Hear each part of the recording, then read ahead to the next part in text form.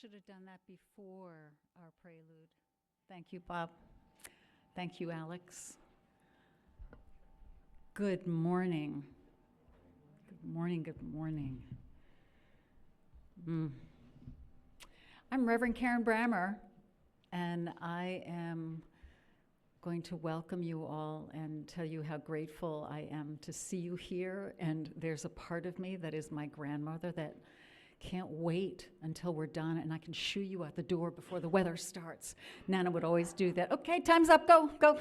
So I know whether I'm new in this area. What can I say? Welcome, come on in. So, whether you're visiting for the first time or have been a member for many years or after returning for a while away, you're welcome here. Whatever faiths you have known, if any, you are welcome here. Whoever you are and whomever you love, you are welcome here. Whoever you are, and we are asking you in whatever being you claim to be welcome here as whomever you are, your whole selves. Our doubts as well as our convictions, the pain and the joy we have known, our longing for connection and understanding. Every part of you is welcome here. Our congregation acknowledges that the land on which the Unitarian Universalist Church of Utica is situated is ancestral lands of the Oneida Nation, one of the original nations, the Haudenosaunee, or the Iroquois people, who were the caretakers of this land for many, many years prior, who are still caretakers of this land and will be caretakers of this land for a long time to come. If you're visiting us today for the first time, either in person or online, we're glad you have joined us. We would love to learn more about you and connect with you, and you are most welcome to connect through our newsletter if you like. There will be a link in the chat to a form that we hope any online visitors would fill out, and hope you will stay for informal conversation in the breakout groups online. Oh, no breakout groups today. Our apologies, but we have a breakout group here for coffee hour for those who are present. So announcements for today. I know Miranda was going to make an announcement, but I don't see her here today, but perhaps she'll make an announcement next Sunday. Are there any other announcements that I'm not aware of that need to be made this morning? Okay. So we open our hearts and our minds to the experience of community and the wisdom of love in this hour. I've invited several people to come forward to help with our chalice lighting and the white candle that's in the center underneath the chalice, which is representing and honoring transgendered people who have died for being who they are, and to light the rainbow candles as well. And so I will read, as you begin with the chalice, to read a poem by Sunshine Jeremiah Wolf, a Unitarian Universalist minister.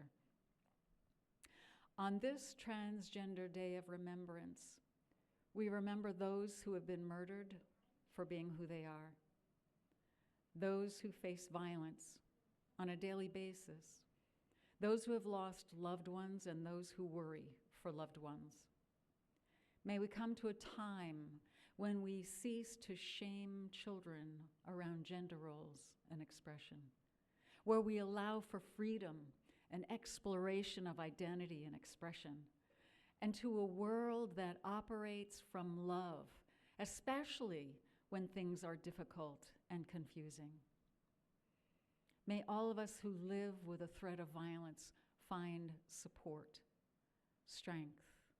May we find community, hope, and safety from violence.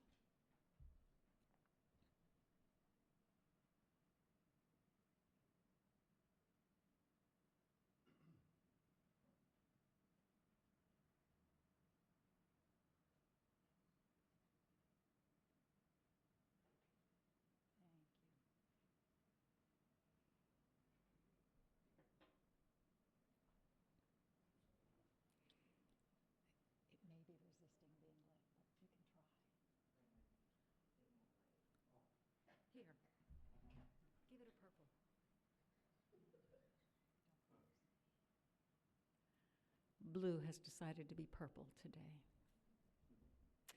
As we're waiting for the last candle to be lit, would you turn in your hymnals to page 512?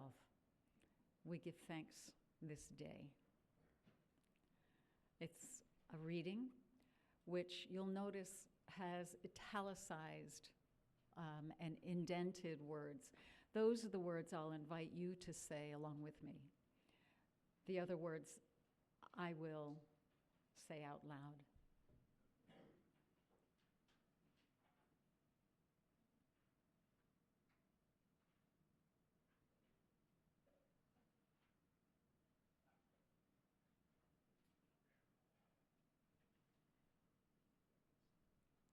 If that falls, don't stand on politeness. You can get up and blow it out. Don't worry about me. You do know at one point I lit my robe on fire on a candle behind my back during a wedding. Oh, I'll continue the story and tell you at coffee hour, someone came up and gave me a brochure about fire standards and fire care for the elderly. I accepted it with thanks. So our call to worship is we give thanks this day, beginning with these words, which I'll say, and you'll follow with we give thanks this day. For the expanding grandeur of creation, worlds known and unknown, galaxies beyond galaxies, filling us with awe and challenging our imaginations. We give thanks this day for this fragile planet Earth, its times and tides, its sunsets and seasons. We give thanks this day for the joy of human life, its wonders and surprises, its hopes and achievements. We give thanks this day for our human community, our common past and future hope, our oneness transcending all separation, our capacity to work for peace and justice in the midst of hostility and oppression. We give thanks this day for high hopes and noble causes, for faith without fanaticism, for understanding of views not shared. We give thanks this day for human liberty and sacred rights, for opportunities to change and grow, to affirm and choose. We give thanks this day. We pray that we may live not by our fears, but by our hopes, not by our words, but by our deeds. Thank you. What I invited the families who are online to do through some materials that they are seeing, if they're able, and what I will share a little more of with you right now, is to become more aware of what it means to do a land acknowledgement that we do every Sunday. And the words being, our congregation acknowledges that the land on which Yuyu Utica is situated is the ancestral lands of the Oneida Nation, etc. And what difference does that make? The families have a video that's 4 minutes long, and the video interviews, I think there are 3 or 4 individual Native people who talk about what their experience was the first time they were in a meeting where a land acknowledgement was made. And someday I hope you see it, I'll share the link with you. But the expression of surprise and gratitude is clear. Normally there's a sense of appalling secret that we all are occupying land that was taken from the ancestors of those who are our neighbors, or those who are forced to live in other places. But to bring that truth into light in the presence of Indigenous people is an opportunity for Indigenous people to feel first pretty amazed. And secondly, the possibility of being seen all of a sudden wakes up, it arises. So in that movement of speaking about a land acknowledgement, each time we gather, we're making real the possibility that we can begin to build relationship with people whose ancestors lived and cared on these lands and who were forced out. And the last is that we then open up the possibility of more and more truth-telling, more storytelling, more sharing, more learning. And so one of the other things that I have done is to put books on the back card table. And you're all welcome to look at them. My mother was a librarian, and she loved giving me children's books because she knew I was as a minister and I would share stories with children. And she gave me probably 15 books about Indigenous story through my years as a minister. And I went through them a couple days ago and found 4 that were written by Indigenous authors. I love every one of those books. They teach me every time I read them. But there are only 4 who are telling the story from the perspective of the Indigenous author, whose culture it is that they're sharing.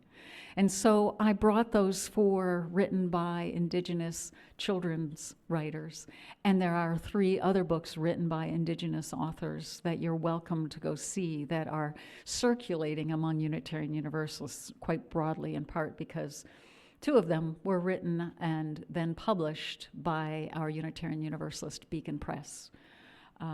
It's quite a cutting-edge publishing company, I hope you know. So the reading I'm going to do... Oh, thank you for that. Yeah. You know what? Thank you. I rely on people like you who are willing to say hello. I forgot the offering at my first church, and you know the treasurer was in the back of the church waving a check back and forth like this. I thought he was it was a tissue or something. And finally he had to say out loud, "You forgot the offering." Please, the hymn that we are going to sing, because it has been rehearsed and prepared diligently, and it's familiar to so many of us. We gathered together on 349. Maybe that's the confused look I saw on some faces out there. 349. Feel free always to tell me. 349.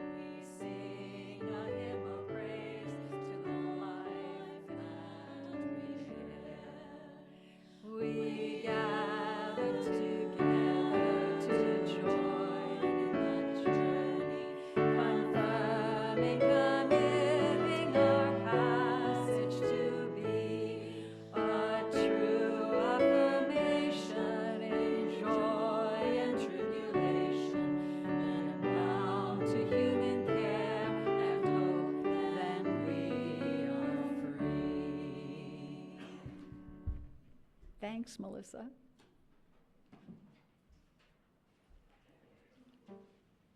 I think it's better to have music between readings, don't you? So I'm going to read something difficult. It's called The Doctrine of Discovery, and I wonder how many of you know about the Doctrine of Discovery? Oh, well, it's good that I'm reading it then. The Unitarian Universalist Association took on educating our congregations about the existence, currently, of the Doctrine of Discovery. It is still in our laws. And so the Unitarian Universalist Association has officially and repeatedly repudiated the doctrine of discovery because it is still used in law cases. So, the doctrine of discovery is a principle of international law dating from the 15th century. It has its roots in a papal decree issued by Pope Nicholas V in 1452 that specifically sanctioned and promoted the conquest, colonization, and exploitation of non-Christian territories and peoples. Hundreds of years of decisions and laws continuing right up to our own time can be traced back to the doctrine of discovery. Laws that invalidate or ignore the rights, sovereignty, humanity of indigenous peoples in the United States and around the world. In 1823, the United States Supreme Court ruled in Johnson versus McIntosh that the discovery rights of European sovereigns that had been transferred to the United States, and I quote, "The United States then have unequivocally accessed, acceded to that great and broad rule by which its civilized inhabitants now hold this country. They hold and assert in themselves the title by which it was acquired. They maintain, as all others have maintained, that discovery gave an exclusive right to extinguish the Indian title of occupancy, either by purchase or conquest, and gave also a right to such a degree of sovereignty as the circumstances of the people would allow." Associate Justice Joseph Story, a Unitarian Universalist, later wrote, quote, "As infidels, heathens, and savages, the Indians were not allowed to possess the prerogatives belonging to absolute, sovereign, and independent nations." You can find so much more about the doctrine of discovery and what the Unitarian Universalist Association is doing to try to push against it on the Unitarian Universalist website. And so, I wonder if you've heard of the name Winona LaDuke. Winona LaDuke ran as vice president along with Ralph Nader for the Green Party twice. She is a Harvard-educated economist, an internationally renowned activist working on issues of sustainable development, renewable energy, and food systems. She lives on the White Earth Reservation in northern Minnesota and is a two-time presidential candidate. In 2016, the Unitarian Universalist Association, in that huge gathering that happens once a year, invited Winona LaDuke, an Ojibwe leader, to speak.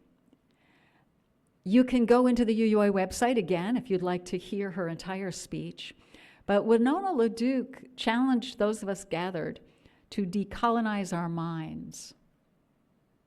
And she said all of this with so much more of a sense of humor than I'm able to whip up.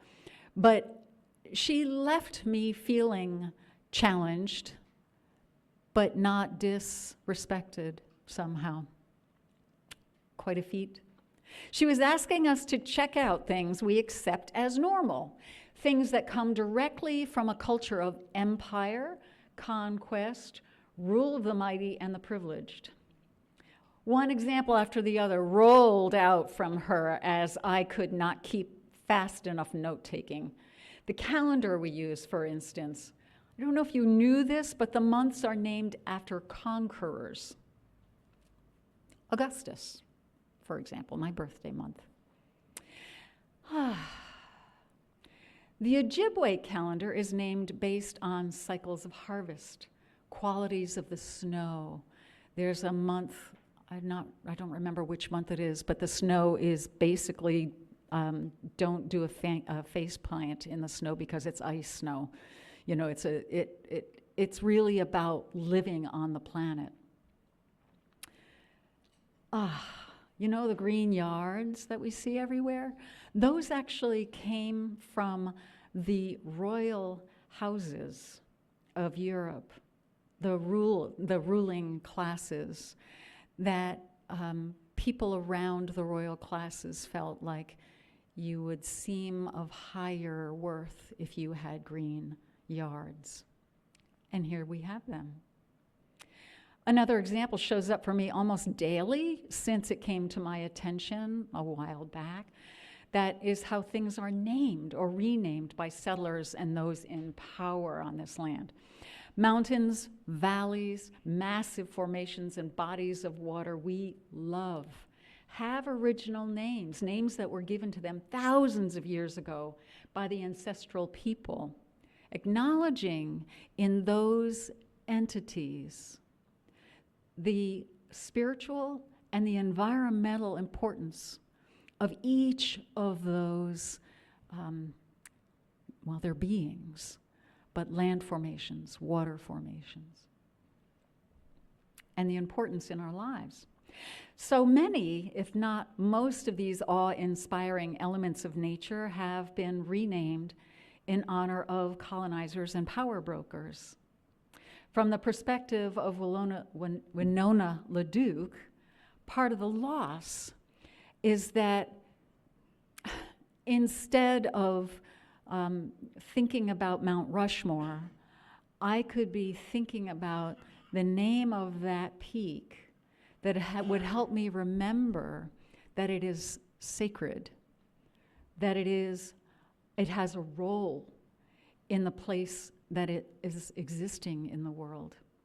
And it has a place in how the environment creates weather. It's so important.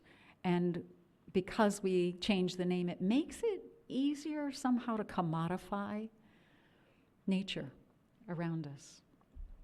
So Winona LaDuke gave examples of how the cyclical nature of the indigenous language and tradition could have prevented critical issues we face with waste. Just one of our issues, waste. In order to make things for consumption, our industries create mountains of garbage. We consumers create mountains of waste when we throw away the packaging and the things themselves when we don't want to use them anymore. It's a linear process. Make a thing to be consumed, use it, throw it away. Managing the hundreds of thousands of tons of daily waste created as a result of this linear process of production is designed for that one limited outcome of production. And we've got a terrible mess as a result. A cyclical way of thinking does not create waste. It is hard to imagine. But a cyclical way of thinking does not create waste.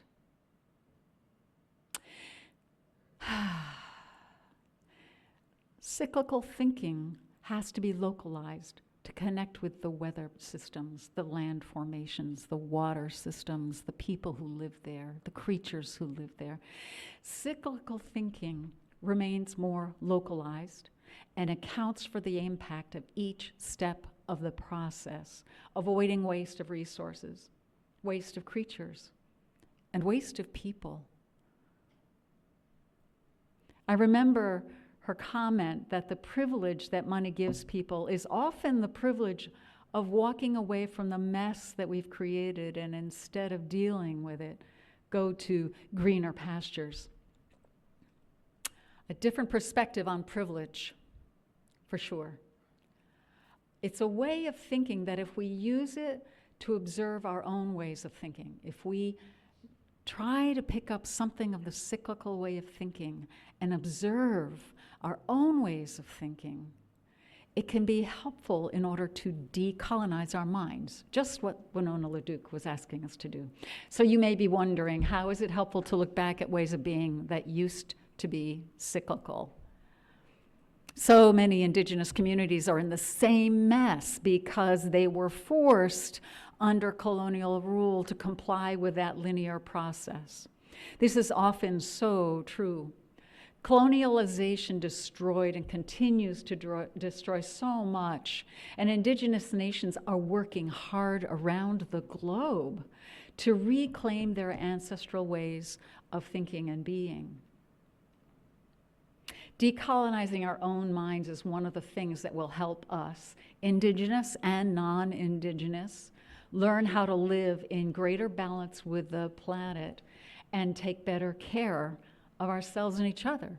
Becoming aware of how our minds accept ideas of conquest, ideas that were born directly out of conquest and power over as a way to exist.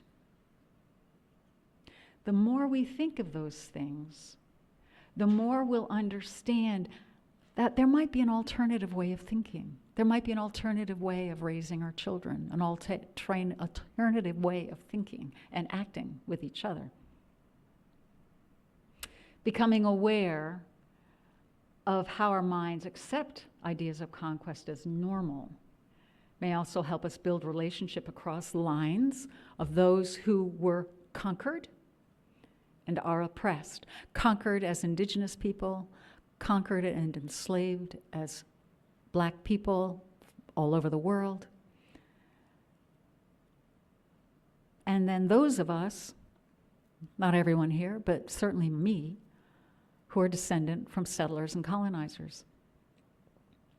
The same year that Winona LaDuke spoke at General Assembly 2016, began the grassroots, peaceful protest that became the world-famous Standing Rock protest and uprising.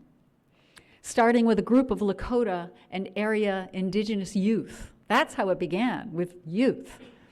People camped near the site where the Dakota Access Pipeline would rip through sacred ground and burrow under the water source for whole nations of indigenous people. By the time I arrived in the winter of 2016, the prayer camp near Cannonball, North Dakota, it sounds cold, it is cold. This space hosted 5,000 to 10,000 peaceful protesters each day, all staying in tents or temporary housing in increasingly cold weather. And it was the indigenous people, our hosts, who helped us figure out how to survive that. Prayer fires and sacred ceremonies took place all day and night.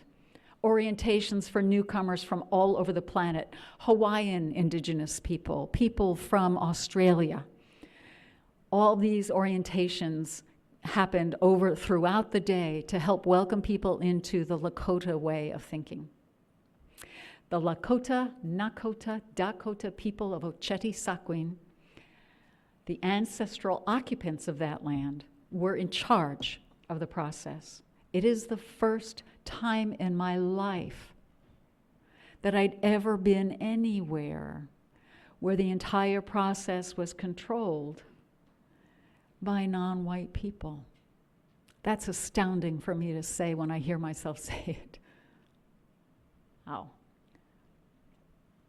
And the leaders of Oceti-Sakowin were guided by their ancestral philosophy that anyone there on their homeland who they invited would be fed if they were hungry, clothed if they needed clothing, and sheltered if they did not bring their own tent. No one arriving had to pay for anything. And the clear expectation was that everyone who could contribute would contribute what they could in labor, time, talent, and treasure for the greater good. The collective intent of this prayer camp and global uprising was to prayerfully stop the oil pipeline from desecrating the sacred land and protect the water. I don't know if you've ever heard the cry, Mini Wichoni. Water is sacred, water is life. Mini Wichoni. We rose singing it, we raised it as we walked, we said it as we chopped wood or washed dishes, Mini Wichoni, water is sacred.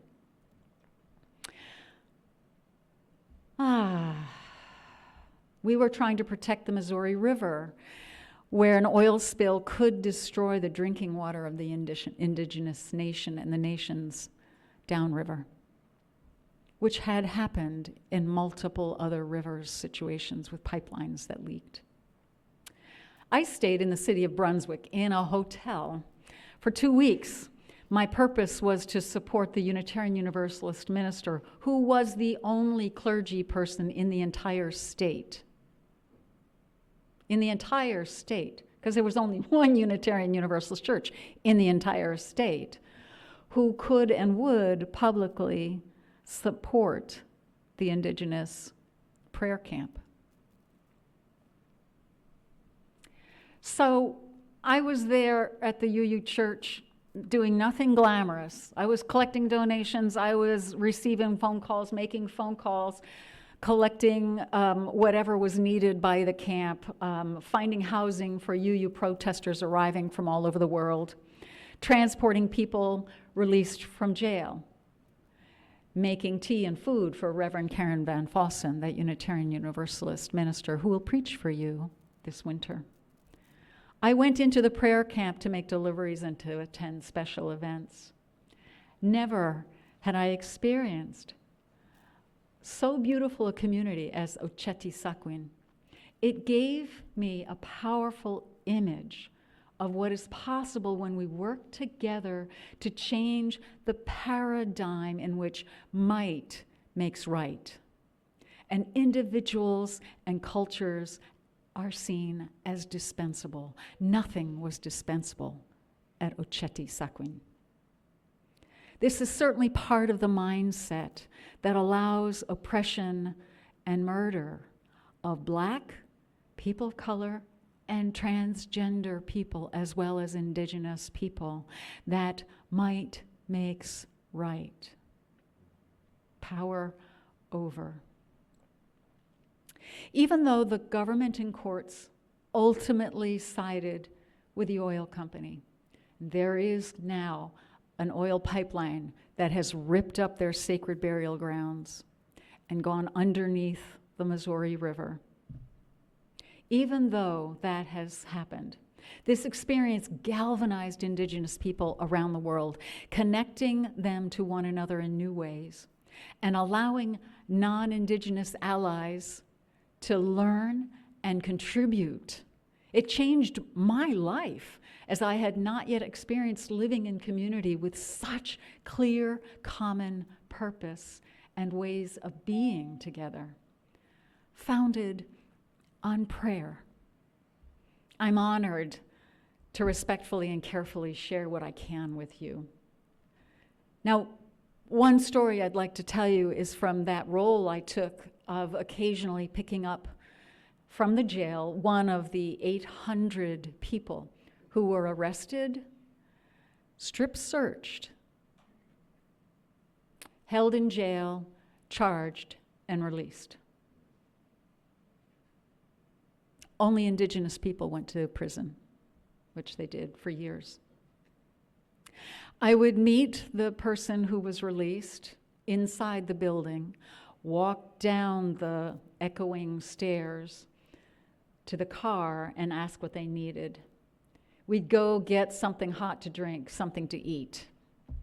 Then I would drive them back to Oceti Sakowin, the Standing Rock Prayer Camp, and some would go directly to the healing tents. There at the camp, these tents were set up by psychologists, nurses, doctors, therapists, to help people deal with the trauma of being handled with violence, which happened too often there. So one young man that I picked up at the jail had been injured badly by rubber bullets. I don't know if you've seen these things, but they're that big. They're very damaging. He cried on our way back to camp, not about his deep bruises, but that he would have done more for the action if the Indian leaders at the camp trusted him as a white man and let him lead because he knew something about all this. And he said, I was willing to die for this cause, and they wouldn't trust me. It hurt his feelings. It broke his heart that they would not trust him to lead in their movement. Rather than spend this traumatizing moment with him, trying to help him understand why they might not trust a white man, I asked him what it would look like for him to be willing to stay alive.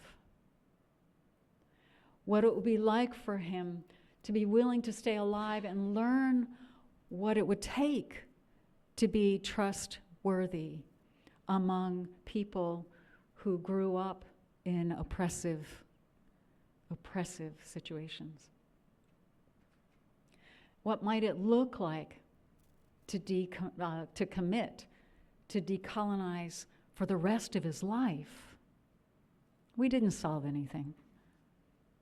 We just cried and drove and got there.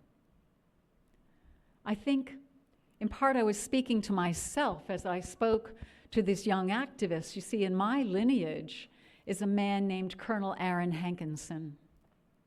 During the Revolutionary War, he was stationed in Sussex County, eventually at the Delaware Water Gap area, where several generations of my family farmed and made their homes.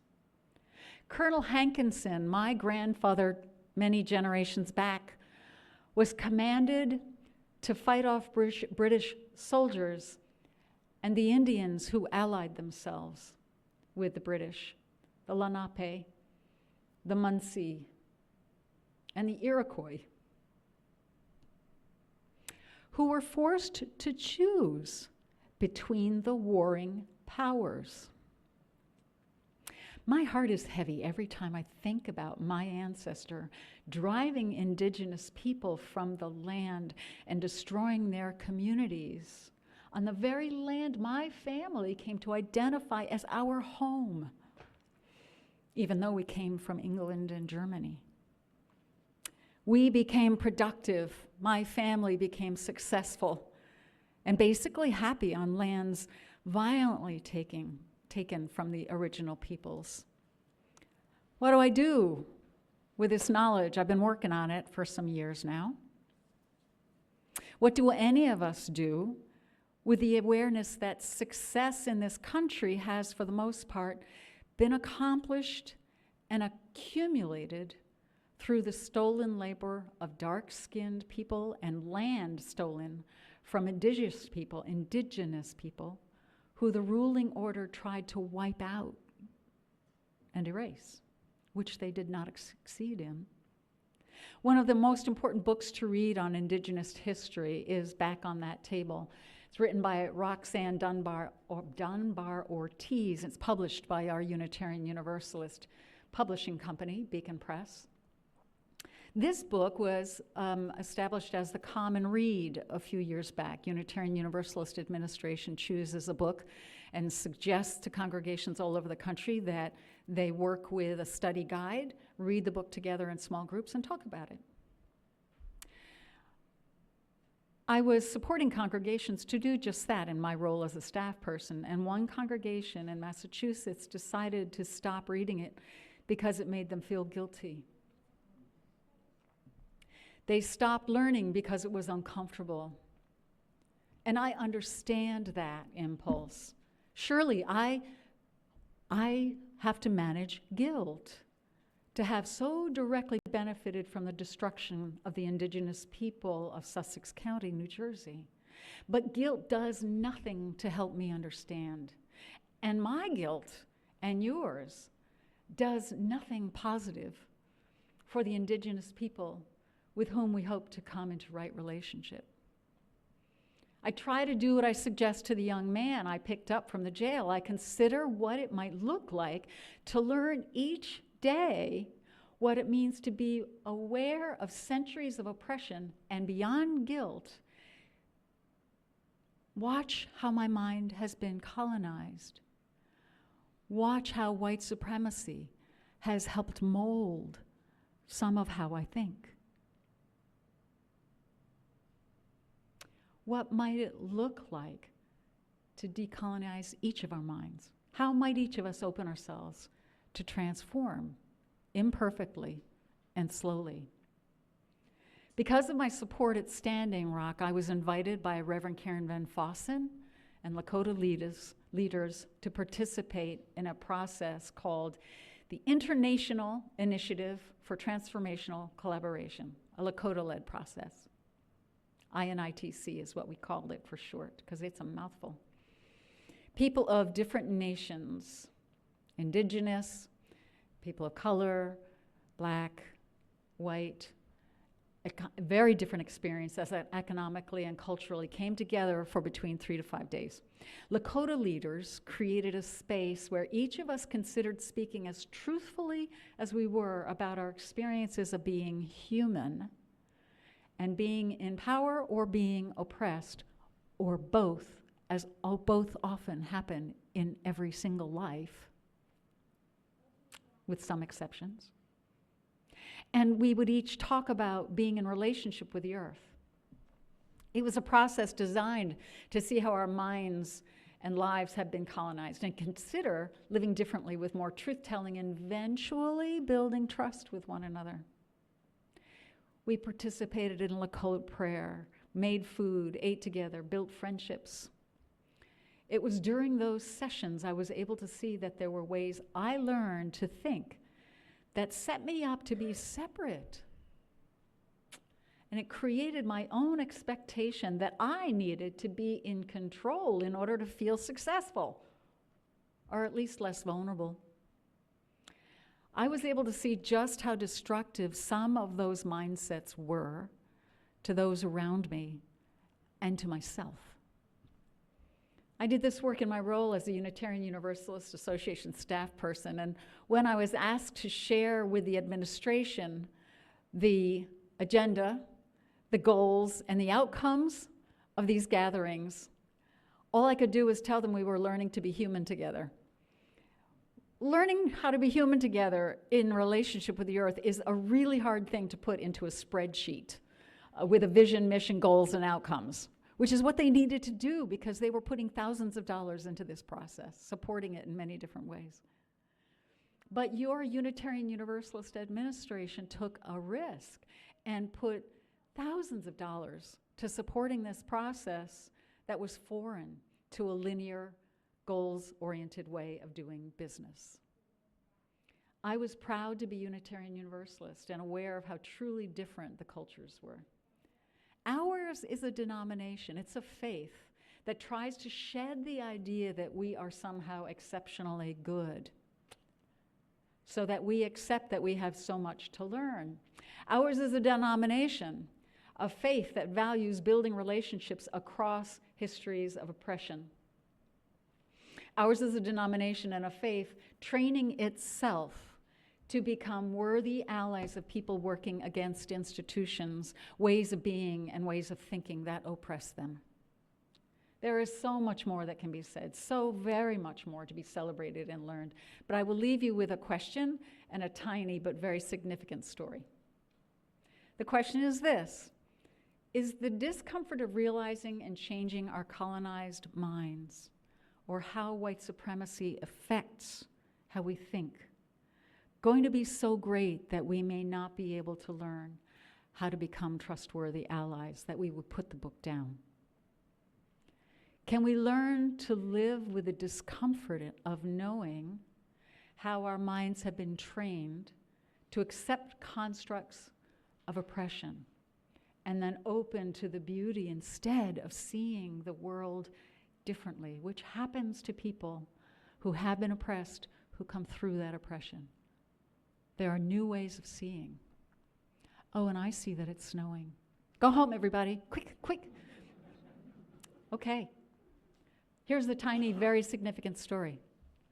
When storyteller Ron Patterson came here to share about the Oneida culture a few weeks back, I asked him if there was an appropriate way for our congregation to begin to shift from being a host that listened to a guest into becoming a community of people who could learn enough to become allies to the Oneida people. His eyes brightened, and he smiled, saying, "Yes, we want that. We call that becoming friends."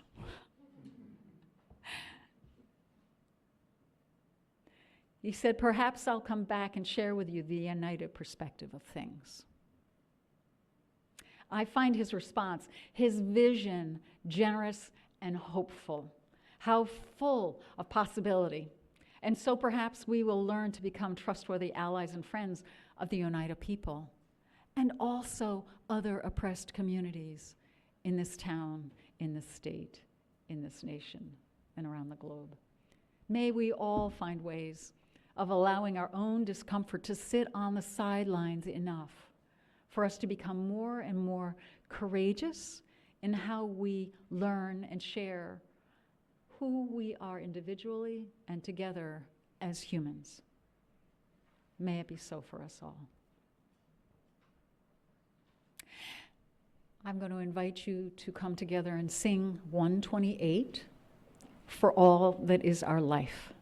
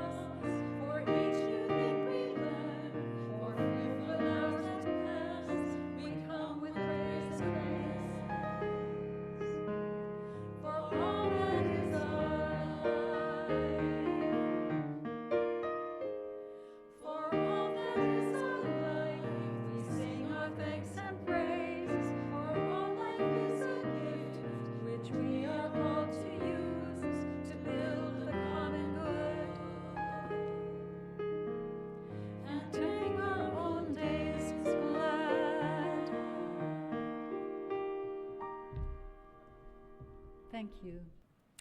I think all that you have shared and all that I have brought before you is so big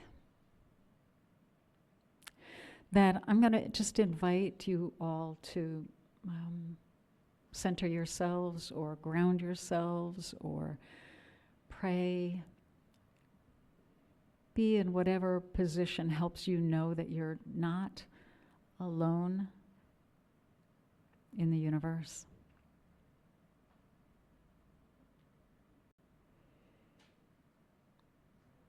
And as you breathe, we can exhale gratitude.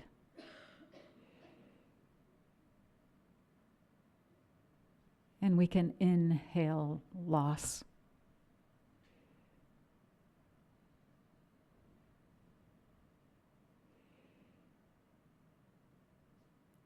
And we can exhale intention to live with love.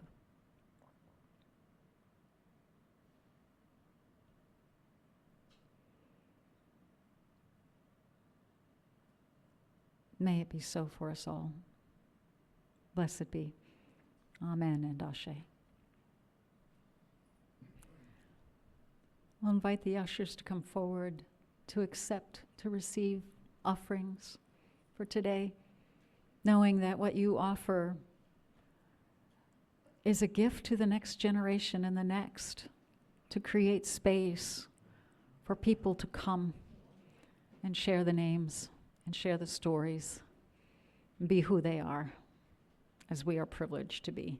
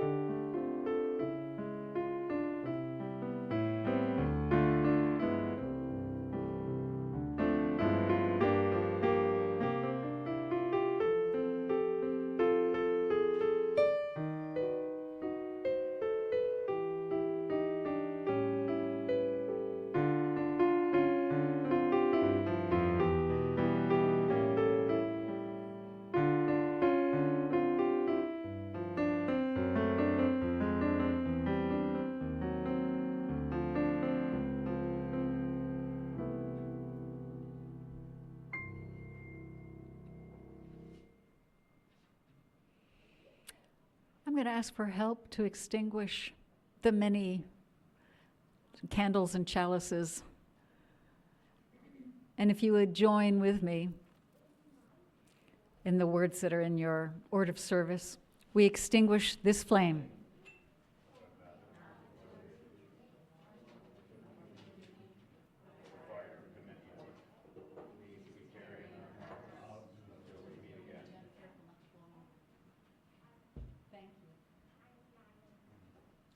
Now go in peace, celebrate the beauty, search for the good, be open to the possibilities of seeing the world in a different way, and may all that we do be done in love.